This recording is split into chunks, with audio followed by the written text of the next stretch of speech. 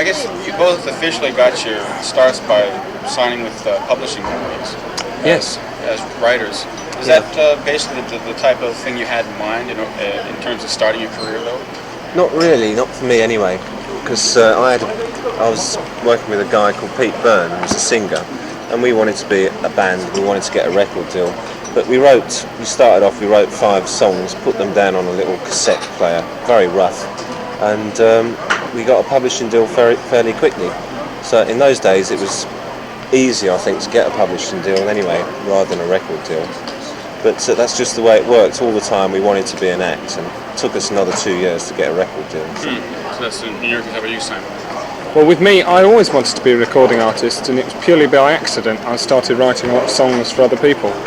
Really, when I went to record companies to get a deal, they always said, well, we're not sure, but we'd love this song for Smokey Robinson or for Pat Benatar, and kept taking the songs. So it was only Rob, who already had a deal, that helped keep the songs in place. So now we can do them together. By the way, a lot of times they cut out the interpreting part just to save time. Okay. We'll write it down later. So right. Oh, fine, I understand. I thought you have to memorise that and tell him, but great. That'd be too that's rough. easy. We can waffle on a bit more then, okay. なんていうのかな、どっちかっていうとソングライターなんか本話の方が先にやりたかったんだけど、それ2人とも成り行きとしてはたまたまソングライターとしてその前にちょっと雑誌見せたの。We forgot to show you the magazine here. Sure, great. All right. Of course, you have to read it backwards, don't you? On the front. That's actually the back. On the back. That's an advertisement there. Great. じゃあ他人のためにその曲を書いて自分がその山本に出てこないといういわゆる裏方さんの地位っていうのは、やっぱり2人ともその体質的に全然合わないっていうこともありますか。Basically, you think you're not considered for the life behind the scenes. You definitely want to be performing. Yes, well, you would be happy just providing other people with material. That's interesting now, because once you've come out into the limelight, out of the limelight into the foreground, you can't really go back. Now we're visually known throughout Europe, we can't ever go back particularly. But we can still write songs for other people, but we really enjoy performing, and it's more satisfying all round. And the most satisfying part is making your own records, okay, we write the songs as well, but then to carry on and produce them and make them sound how we want to, give ourselves a certain, hopefully original sound. That is the rewarding part, which of course you wouldn't get if you were just a songwriter. Often if you write songs for other people, you have a terrible problem, because when we work together we get most of the song right, and then the fine points get honed down as we finish the record. With other people you give them the song and they sometimes change things, and they're not writers, so they make terrible changes to your song, and you always feel unhappy and you think, only I was there I would have said something better, even if it was different again. レコーディングしたものを自分の理想通りにね完成させるのと、それと実際そのステージでパフォーマンスしたり、そういう形でこう出ていくのと、それはどっちを優先している感じなんだろう。どっちだからその作品を自分の理想的なね形に仕上げるっていうことと、で自分の名前でクリエイトしてそれを世に問うっていうことと、それからいわゆるこういったビジネス的な面も含めてね、その紙面を飾るとか、紙面表紙になるとかね、プロモーションするとか、ステージに立つとか、そういうこう文字通り人目に触れるっていう、そういう部分っていうのは、やはりどう考えても作品の方が優先ですか。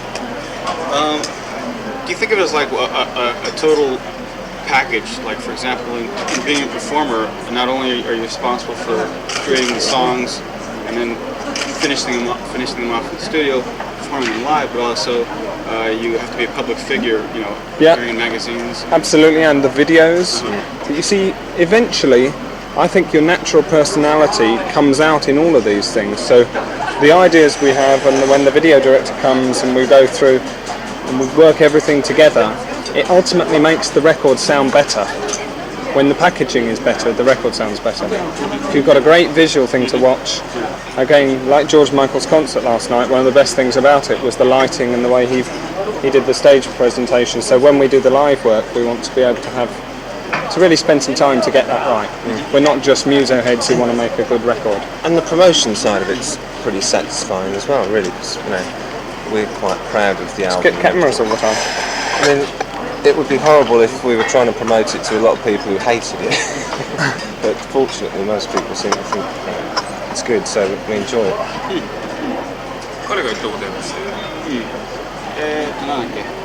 パッケージの方が重要じゃないんだって言ったんでしょ。物流や全てがね、つながってるっていうかね、全ての仕事が同じパッケージに入るっていうことなの。だからそれがステージにおけるその演奏であり、こういうこうしたプロモーションであり、全てが同じ結果につながってる。だから全てを同じ程度優先してるっていうか、同等に考えてる。現在はそのプロモーションも含めた戦略とかね、ビジュアル的な自分たちの出し方とかっていうのはすごく重要になってきている時期だというふうに方々で言われているわけですが、そのご自分たちはそういう、マネジメントまで含めたビジネスサイドの問題ということはどの程度関与していきたいですか？ Seems like in this day and age, the artists are becoming a lot more, they're becoming more wise as to how they handle themselves, how they present themselves in the media. Yeah. Sometimes. Yeah, sometimes, right, sometimes. But I mean, they're also becoming more involved in the business side of things as well. That's absolutely, yeah. In your own case, I mean, has experience shown you that you have to be at, top of things at all? Aware of that side. It's very much the case because in the old days, if you go back to the 60s, there was a lot of trust and people would make a record and say the Beatles would come along and they go, oh, we'll give you 5% and shake hands and they come along and do it. But because before the Beatles, nobody had made huge amounts of money, but then we got talking really big businesses like oil. At that point, lots of people get involved in the music business who aren't naturally in music. They wouldn't want to work in a record company just for the music. They wouldn't want to have lawyers, accountants, and the record companies, nothing wrong particularly with ours, but it's the same with everyone, and the publishers have years of experience of getting contracts so that they get as much possible money and exposure for themselves and profile, whereas when the artists come along, it's often the case, say with Frankie Goes to Hollywood, they've just had a court case in London where Frankie has been released from the company, but he's made nothing yet, and he's already sold 5 million records at least. With Rob and I, fortunately, we've had some experience in the business before, so we're a bit wiser. I'm not saying we make a lot of money, but we can actually keep some of the profits of what we make. It's absolutely essential because otherwise you get embittered and you can't go on. You're obviously familiar with the way the business works, so I guess that's attributable to your own experience in the business, in the industry. Mainly, yeah. It is really, learning by your mistakes. And also I think to some extent Rob and I might be slightly, dare I say it, more intelligent than some of the people that we work with a lot of the time. I mean, there are people who never learn from their mistakes and there are people that do. 半分ぐらいしかわかんないですけど、だからミュージックビジネスでかくなってきたっていう。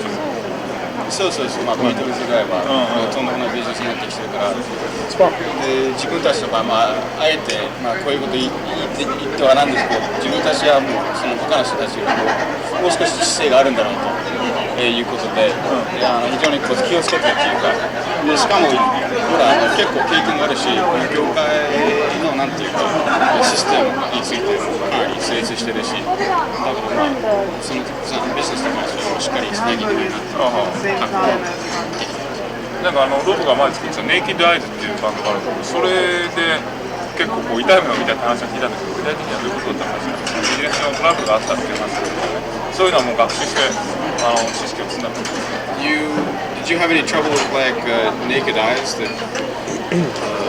Well, only when I wanted to split it up, really. For a year, didn't it? At least. So it all went fairly smoothly. Naked Eyes, we were quite inexperienced when we signed the deal, but we took people's advice and said, we'll get a good lawyer, which is the main thing to do. And so, we didn't actually get ripped off or anything like that. But when we were sort of petering out a bit, we weren't working together so much, and I moved to London, started work with Simon. I thought, this shows more promise than Naked Eyes, and I want to do this. And then that's when the shit hit the fan, and we had a lot of pressure from American management and American record company that I should continue doing the same thing, obviously. And as an artist, I didn't want to do it. So that was the main drawback of that was wasting time, and it wasted about 18 months, which I was quite upset about at the time. You're wiser for the experience. Yeah, and more patient. You know how bad things can be. You can get kind of tangled up. That's right. Yeah. Well, I mean, that was a mild case. I mean, it can happen. Like with Frankie, for instance, that's gone to court. I mean, it's completely stopped his recording career for a couple of years. There is actually another syndrome with modern music, which it's sort of keeping up with the Joneses or the technology race, if you like. And Rob and I are to some extent in the forefront of that. Well, to do that, research and development isn't a big word in England, but you need to spend money. Like Rob had a Fairlight, and then we have that guy samplers, Roland. D50s, and you need everything that's coming out to be competing. And you need to work in the top studios. Well, of course, if you haven't got any money, you can't do that. So ultimately, if you give musicians a fair deal, they can work a lot harder and a lot better. And EMI have been very good with us. ちょっと話を前に戻すんだけどね、サイモンはアース・フランクリンとジョージ・マイケルの「I Knew You Were Waiting」っていう曲を書いてるのね。でそれは当然ヒットしたわけだけど、その前からジョージ・マイケルとか面識があったりしたんですか？それともまあないっていうと思うから、それで自分の曲でこうメジャーにのし上がっていく人を見てね、でどういう感想をメジャーにのし上がってそれが大ヒットしてね、しかも自分の曲だっていうのはあんまり知られてないというそういう条件ですよ。どういうふうに You were the writer of the George Michael Aretha Franklin duet. Co-writer, in fact. Co-writer. Yeah. Okay. Had you known George Michael before that? Never known George Michael before that. I have met him since. But he's kind of in the last, I guess, half year or so, kind of really shot into ultra prominence. Yeah. Well, you see, the Wham thing was just breaking up. And it wasn't broken up, but when I'd written that song, it was going to break up, and I didn't really expect him to do it. I sent it to Aretha Franklin, and George wanted to do a song with Aretha Franklin because this would prove that he had the talent and the ability to put his music over in if you like, a more sophisticated market than what the Wham thing was. And actually, that song and then his subsequent album releases have established him as a worldwide artist in his own right. And it was good for me, it was good for him. It was, but do you think he did a credible job pulling it off? Amazing job, totally amazing job of transforming. See, in England, and probably the rest of the world, people always like to pigeonhole you. They like to pigeonhole me as a songwriter, they like to pigeonhole Rob as a keyboard player, programmer, if they could get away with it, but they can't because of naked eyes. But people are always trying to limit your ability to their own imagination. With someone like George Michael, he's basically gone from being a sort of spotty, fat 14-year-old to being a megastar at the age of 24 or something. So, well done. すごく基本的な質問なんですけども、普通デュオっていうとね、役割が結構こう明確にあると思うわけで、一方は詩を書くとか、一方は作曲だとか、一方はマネジメントしっかりしてるとか、割と近いタイプの作曲家なんじゃないかというふうに思うんですが、役割分担ってどういうふうにしてる、どういうふうな区別があるんですか？ Often when two people get together to form a team, as you have, will be two very contrasting characters. Maybe one will write the lyrics, one will write the music. One's very business-minded, the other one's not. One's good-looking, one's not. One's this, one's that. Well, as you can see, he's a bastard, aren't he? No, but in your case, you seem to be kind of. We're both bastards. You're both bastards, right? You seem to be a little more similar than the average duo. Well, we are, but in many ways we're completely opposite, although we might reach the same conclusions. It's an insult. Yeah. I mean, I think, if you're calling me a pumpkin-headed gorgon like Rob, I think you should take that back, sir. In different ways, Rob and I are shrewd and instinctive about different things at different times, and sometimes I'm right and sometimes he's right, and a lot of the time we're both right, which is good. There are other times we disagree on things, and we just can't. How does the division of labor work between you? Is there Well, any it such isn't thing? lyric Crosses and over music. quite a bit. Crosses over quite a bit. Yeah. I think the fortunate thing is that we're both lyrically and musically we have an ability. Because it's pretty boring if you don't, isn't it? Yeah, I mean we have slightly different approaches maybe about how things should sound sometimes, but I mean it's a complementary thing really, and what one side lacks the other makes up for. And I mean after Naked Eyes, I mean I felt that I should be very careful about who I work with again, obviously. But you made a big mistake. And I've done it again. No. I suppose, more than anything else, you're both professionals, though. So, I mean, Yeah, we are when you now. work together, it's not like, a couple of boyhood friends, and, arguing over petty things. I mean, you both obviously know you have a job to do. Obviously, yeah. Professionals about it. And that's true. There is a professionalism, which is something that I don't think you can last in the business unless you're professional, because it's sort of common decency, really. I mean, if people go and buy your records, you should sign autographs. It's amazing how many people refuse to do that, and I don't know who they think they are, but after they've had one minor hit, they think they're absolute god, and of course they're not. And many of the things that have happened to us in our experience, it's taken us a long time to reach what we're reaching. Therefore, we really are grateful for everything. 今からそうかねプロフェッショナルがどうもそうだからいや Like, 僕がした質問に対いや僕がした質問なんだけどそう少年時代からの友達じゃないからねだから何かこう仕事を一緒にやるときはもう自分が何よりもこうプロであるっていう意識が非常に強いからそれでうまくいけるんじゃないですかでそれになんかそうだろうし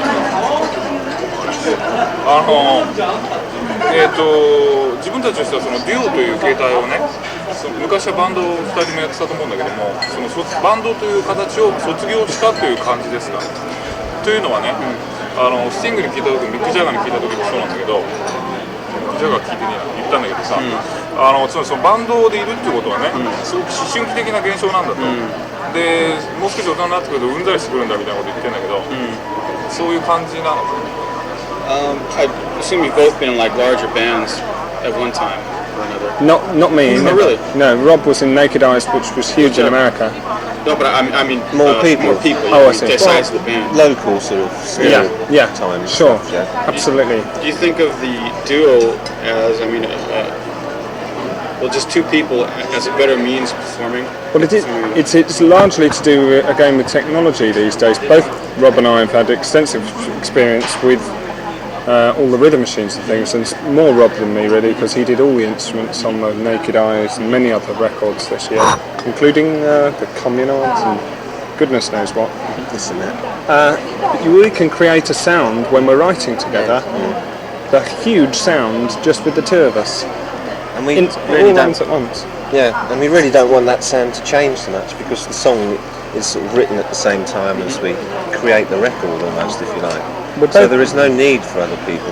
I think there's more creative control basically, which is what we like about it. It's very unlikely. Say in the case of the Beatles, they had a couple of people who helped very much with the records. They had George Harrison, who always came out with good parts, and he had a very passive personality, which let the writers come through, and Ringo Starr just laying down the rhythm.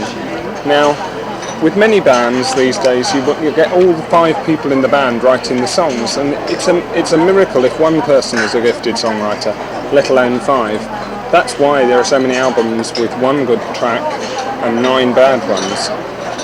We don't want to have more people involved because it's hard enough to get the balance with 2 people.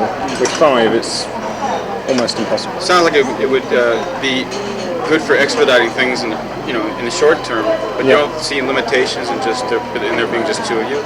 Well, I mean, as far as when we do live stuff goes, then we're going to have a band, and it's not going to be purely session players because we do know we're friends with a lot of good musicians who have worked with us on the album and really want to do the live thing. So it's somewhere in between the sort of permanent band and the session. Yeah, we get fresh blood in, don't we, from time to time, and there's a third member, Blood transfer. a silent member of the group called Dennis Morgan, who sometimes co-writes with us. He's a wonderful songwriter, and he has a terrific input, and it's very objective because it's us two there recording. He can be completely objective.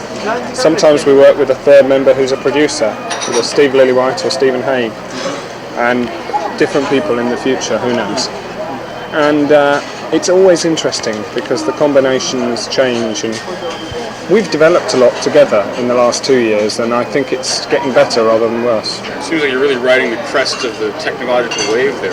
Well, we're trying to everything you have available. We're trying to bridge the gap, aren't we, between that and real songs? I mean, the music comes out as a blend, I think, of the almost the rock sort of band approach and the purely electronic approach, you know, which is what Naked Eyes was, purely electronic, really. So this is a sort of a development of that.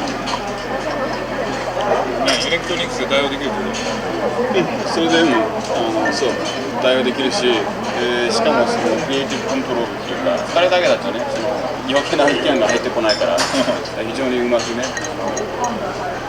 物事は運ぶっていうか。昔はだけどそういうさバンドのね4人だとすればさ 1+1+1+1 が4だ5にもなる6にもなるっていうふうなねそういう形の音楽論を持っていたんですかThis might overlap with what I had to say, but he was saying like you have had bands. There have been bands thus far where like it's been 4 people, but the sum of the parts or the total was greater than the sum of the parts was. Say. Sure. He said it's 4 people, but it didn't add up to 4. Maybe 4 people could add up to 6. Sure. Had you ever? Have you ever thought about things in those terms, like there being a 4-piece? Well, there being ultimately more benefit and more creative input. I think Rob and I have been searching for a long time to find the right partner, just to get a 2-man thing working. Yeah. And to some extent, we'd have either a 2-man or a 3-man partnership. It may at some point become more, but at the moment, there's no need. Yeah. When we record, when we did the album, if ever we felt we needed that sort of extra creative input, then we get, for instance, Neil Taylor, who's done most of the guitar on the album. He's very creative, very intuitive guitarist, and we might say if we didn't have a set part, well, Neil, just do your own thing, and he could give the track a whole new dimension. So we do use extra creative input when we panic. Last resort. いや、それはたまにはね、3人目は入れることあるんだけど、それとも慌てて焦ってどうしようもないときにもう一人入れることにする。いやいや、そうじゃなくて、だからそういうバンドとしてのね幻想を持ったことは昔あったんですかってこと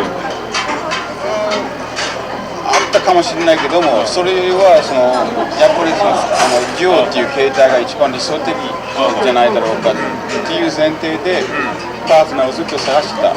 それでやっとこういう理想的なパートナーを見つけたんで、もう今ねバンドで活躍してる人ってU2 とかいるけど、むしろその少数派でね、だんだんソロとかデュオが多くなってくるんじゃないかって気がするんですけど、これは単純なその偶然なんでしょうか、それとも時代的な必然なんでしょうか。You would almost seem to represent sort of a new trend in popular music, and that there's probably going to be a lot more solo acts and duos like yourselves as opposed to full 3, 4, 5-piece bands. I think so. What's going on? It's purely technological. I think also it's partly technological and partly overpopulation. Everyone lives in small flats. And it's true in London, honestly. Yeah. Like in Australia, I'm sure there's some truth in this. In Australia, there's always bands because they have big houses and very low rents. They can turn their guitars up and there isn't a neighbour for 5 miles. With us, we've got a little rhythm machine and keyboards, and it's getting smaller because the neighbours are getting nearer. Makes sense. いやだけど日本はあれだけどね、テクノロジーこんだけ進んでるけど今バンドばっかりだけどね。This is in Japan though. Regardless of all the technological breakthroughs and all the new technology available here, it's still nothing but bands. Sure. We don't have that many people. There's a raw excitement involved as well. But you see, when we write together, I get the guitar out and Rob plays keyboards and we have the bass going and drum machines. You won't believe the how exciting it is. You know, it sounds like actually playing band. in a band, you know, but it's just coming out of a few samplers and things, you know. And I think the thing about duos is they started off in 1979 or 80, you know, as soon as it was possible to create a big sounding record just on your own, you know, with the equipment available. But there are other. Oh yeah. So a lot of it is the technology, you know, and the space. It also seems to be an English thing too. Maybe. I mean, say guess Tears so. for Fears. Right, the other day we were just recording a track in the Townhouse studio, and they're in there trying to do their next album. And they've got a lot more musicians involved, the same way that we do. You get the raw idea together, and you bring people in for the day. You just don't need them around all the time.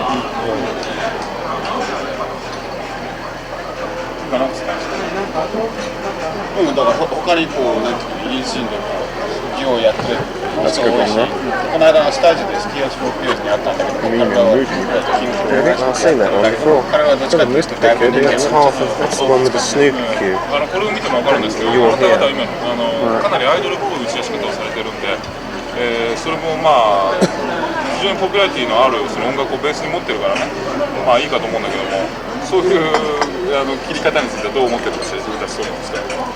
As you can tell from the approach here, they've kind of seem to be aiming for more of the younger listener.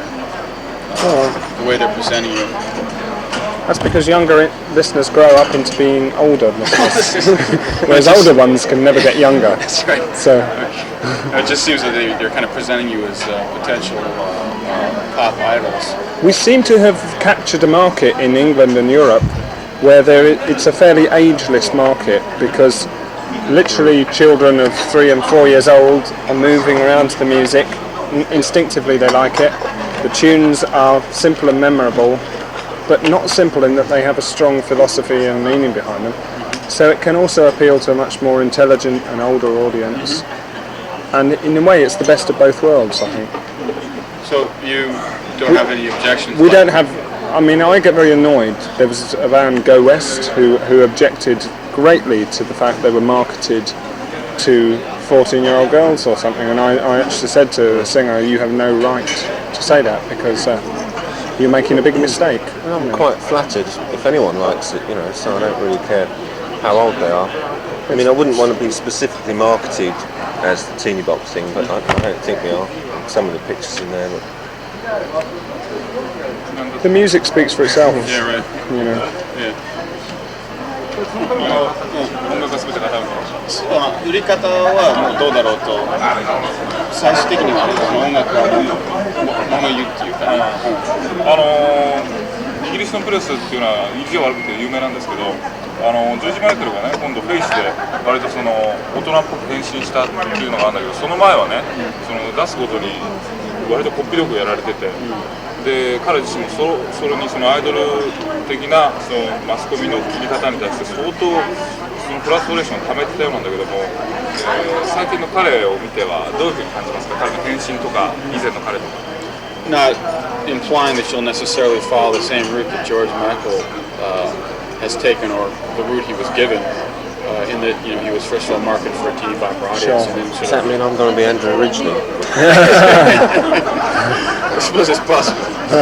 But you know, he was kind of done in by the British press.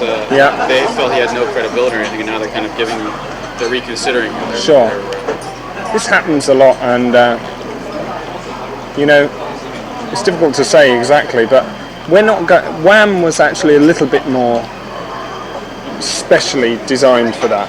But the main thing was marketing. Our main thing is music, but we happen to be marketing for that, or the record company is for that age group.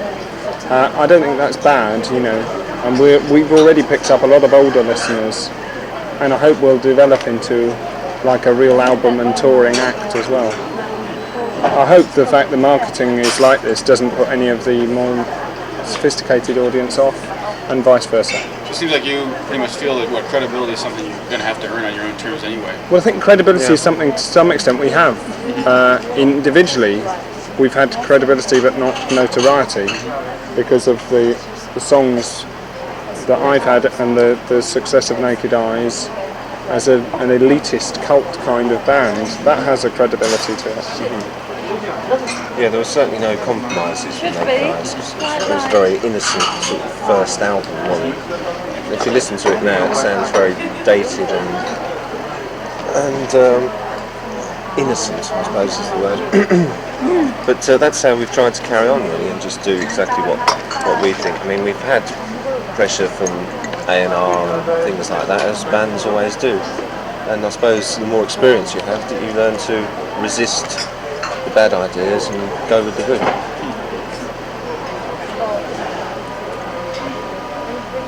なんていうんですか。だからさっきのその売り方の話のなんていうか続きっていうか、大体同じの。音を聞くとですね、なんかそのティーンに向けて作ってるとかそういうことよりもね、もっとその例えば隣のおばあちゃんが聞いてもいいと思うようなそういうポピュラリティを考えてるところがあるんじゃないかと思ったんですけど、自分たちとしては年齢の特定性聞かせるなんていう発想はありますね。Yeah, well, he was saying like listening to your record, he did get the feeling that it wasn't music at all geared for necessarily a younger audience. He said that it seemed like that music even the older people could be very comfortable listening to. In your own case, and I would assume that the age segment of your audience is the last thing you think about. It is really. I mean, some people have said also that the music we make is radio music, and I think both Rob and I enjoy very much the radio as a medium, and because of that we've made a very radio album. And in Germany, for instance, they're playing every single track. They're not just playing the 2 singles, and we take that as a compliment. じゃあ、最後の質問なんですが、日本の取材をいっぱい受けてると思うんですけども、ね、石井さん、取材もいっぱい受けてるんですよね。あ、これで一発目なんですよ、今。あ、そっか。いや、日本の取材いっぱい受けてたらね、日本の取材はどうだって聞こうと思ったんだけど、一発目だって。僕はもっと軽いですから。Well, he assumed you guys had already done a zillion interviews. And he was going to ask you, have you thought about all these interviews you've been doing? She just has enlightened us to the fact this is the first one. Yeah. Well, so far they've been brilliant. Was it right? Good. That's very good. Well, he says the other interviews will be a lot easier than this one. Because it's actually the largest selling magazine in Japan right now, but it tends to also be the most. Well, we tend to run the interviewees over the coals a little bit. Yeah, go for it. Yeah. Come on, try a little harder. We're not feeling under pressure yet. Let me see what you guys are really made of. Yeah. Let's get to the dirt now. I guess that was to be the last question. Okay. You're here for excuse. I think we might get a few pics though. Okay. Let's go.